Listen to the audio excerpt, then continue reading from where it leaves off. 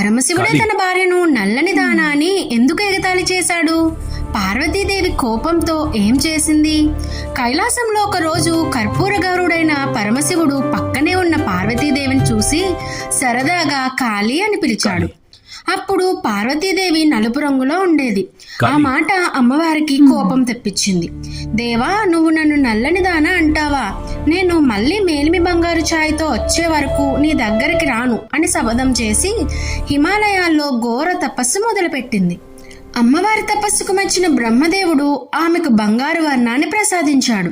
అప్పుడు పార్వతి శరీరం నుండి నలుపు రంగు ఒక కోసంలా విడిపోయింది. ఆ విడిపోయిన శరీరం నుండి అమితమైన పరాక్రమంతో ఒక మహాశక్తి ఉద్భవించింది. కోసం నుండి పుట్టింది కాబట్టి ఆమెకు కౌశికి అని పేరు వచ్చింది. అప్పుడు పార్వతీదేవి తన నలుపు రంగును వదిలి మహాగౌరిగా మారితే కౌశికీదేవి సుమ్మని సుంబులనే రాక్షసులకు ఏ గర్భం నుండి పుట్టిన స్త్రీ వల్ల మరణం ఉండదని వరం ఉంది కాబట్టి, అమ్మవారు గర్భం నుండి పుట్టలేదు కాబట్టి ఆమెను మోహించిన రాక్షసులను కౌశికి అమ్మవారు అత్యంత భీకరంగా సంహరించింది. శివుడు కాళీ అని పిలిచింది నలుపు రంగును కాదు, తనలో ఉన్న శక్తిని.